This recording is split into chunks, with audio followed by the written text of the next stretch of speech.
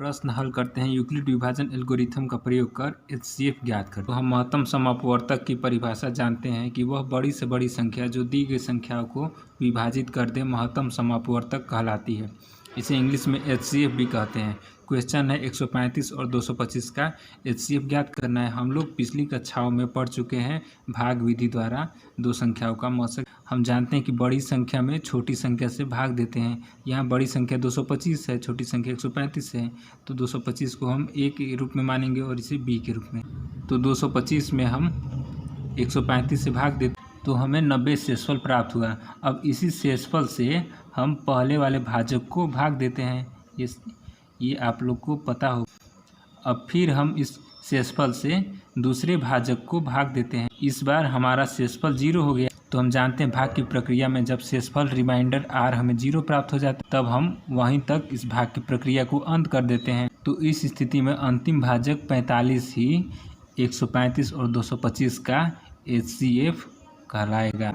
आप देख सकते हैं यहाँ 3 भाग के स्टेप बने हैं। इन्हीं स्टेप को हम क्रम बाय क्रम लिख देंगे तो हमें यूक्लिड विभाजन एल्गोरिथम प्राप्त हो जाए। चरण 1 में लिखेंगे 225 135 से बड़ा है।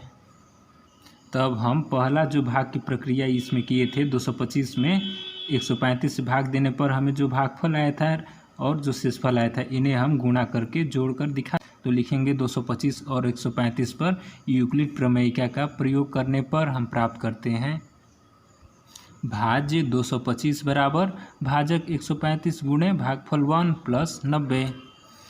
225 बराबर 135 गुणे 1 प्लस शेषफल 90। यही पहला स्टेप होगा। अब हमें दूसरा भाज्य 135 प्राप्त हो रहा है। इसी भाज्य को सेम इसी के जैसा दूसरे चरण में लिखकर दर्शा देंगे। 135 बराबर 90 इंटू 1 प्लस 45।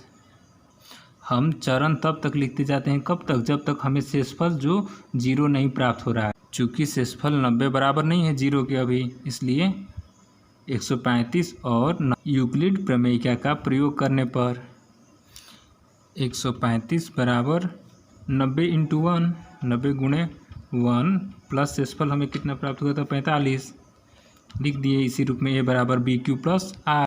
चूँकि यहाँ भी हमें शेषफल अभी 0 प्राप्त नहीं हुआ है इसलिए अगला चरण और बनाएंगे। तीसरा चरण इसमें लिखेंगे हम 90 और 45 पर यूक्लिड प्रमेयिका का प्रयोग करने पर 90 बराबर जो भाज्य बराबर भाजक 45 गुणे भागफल प्लस शेष 0। अब आप देख सकते हैं हमें r 0 के बराबर प्राप्त हो गया। अब इसके बाद कोई स्टेप नहीं बन सकता है। जो इसमें हमें भाजक प्राप्त हुआ है b 45, यही 135 और 225 का एचसीएफ होगा या महत्तम समअपवर्त्य। लिखेंगे यहाँ शेषफल हमें 0 प्राप्त हो गया है इसलिए यह प्रक्रिया यहाँ अब समाप्त हो जाती है।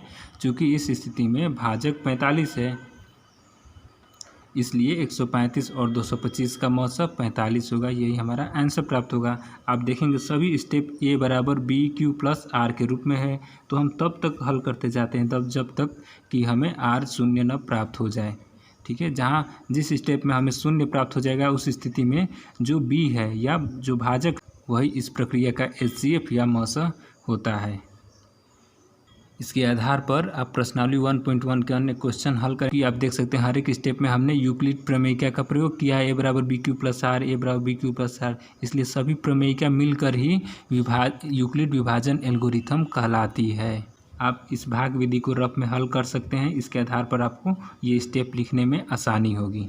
तो आप समझ चुके हैं कि ये सभी हम लोग पिछली कक्षाओं में पढ़ चुके हैं भाग विधि द्वारा मौसक ज्ञात कर। बस इसके स्टेप को हम चरण बाय चरण स्टेप बाय स्टेप लिख दिए हैं तो हमें यूक्लिड विभाजन एल्गोरिथम प्राप्त हो गया है।